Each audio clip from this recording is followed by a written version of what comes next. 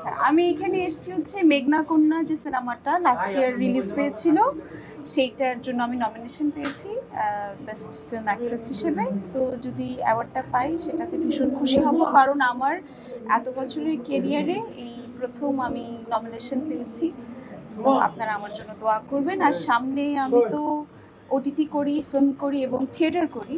So থিয়েটারটা আমার ভীষণ বড় একটি জায়গা।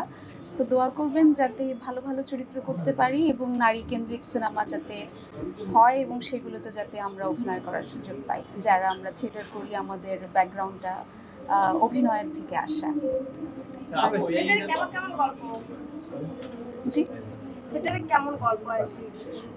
থিয়েটারে তো আমি সিদ্ধার্থ করেছি, আমরা নীল দর্পণ করেছি, আরও সামনে আরও বেশ কয়েকটা কাজ করবো এবং সবগুলোতেই ভীষণ যে আমরা তো সবসময় কন্টেন্ট এবং গল্পটাকেই ওখানে বেশি প্রাধান্য দিই থিয়েটারগুলোতে।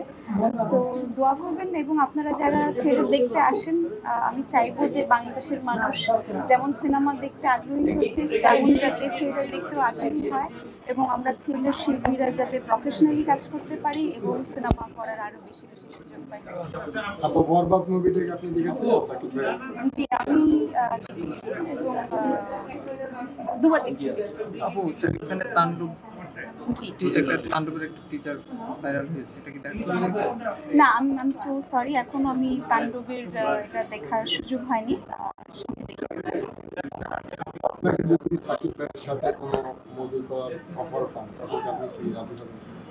ওখানে যদি আমার ভালো চরিত্র থাকে, কারণ আমার তো অভিনয়টাই ভিত্তি, সো আমি সেটাই দেখবো যেখানে আসলে আমার অভিনয় করার সুযোগ আছে এবং সেটা যাতে আমি গল্পের যদি অনুঘটক হই, অবশ্যই সাকিব ভাইয়ের সাথে কে না সিনেমা করতে চাই।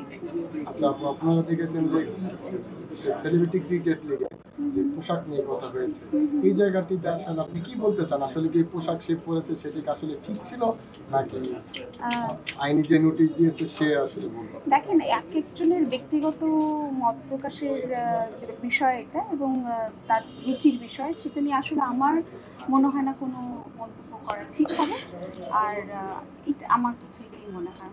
আপু, আমার একটা প্রশ্ন, যেহেতু আপনি নাটকের অভিনেত্রী, তো নাটক নিয়ে একটু প্রশ্ন করি। অনেক সময় দেখা যাচ্ছে যে নাটক বানিয়ে সিনেমা বলে চালিয়ে দিচ্ছে। এই ধরনের অনেক অভিযোগ যখন আমরা সিনেমা হলে যাই, অনেকেই বলে যে এটা তো নাটক, এটা সিনেমা না। তো সেই ক্ষেত্রে আসলে আপনার ভূমিকা আছে কিনা, অনেক সময় অনেক ধরনের কথা শুনতে পারে, শুনতে চাই আপনার আসলে এটা ঠিক কিনা।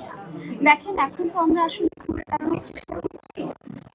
আমাদের কিন্তু খুব বেশি দিন হয়নি যে আমরা অশ্লীলতা থেকে সরে একটা ইন্ডাস্ট্রি তৈরি করার চেষ্টা করছি এবং সেটা সম্মিলিতভাবে সবাই চেষ্টা করছে।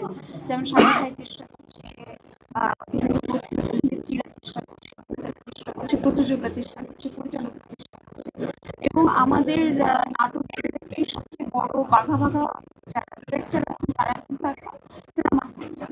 সো আমি সেটাকে ভীষণ একটা পজিটিভ সাইড বলি এবং আমার মনে হয় যে একটা ইন্ডাস্ট্রিকে প্রপার সময় দেওয়া উচিত তাকে ঘুরে দাঁড়ানোর জন্য। সেই সময়টা যাতে আমরা সবাই দিই, তার পুরোটা না। আমরা দেখছি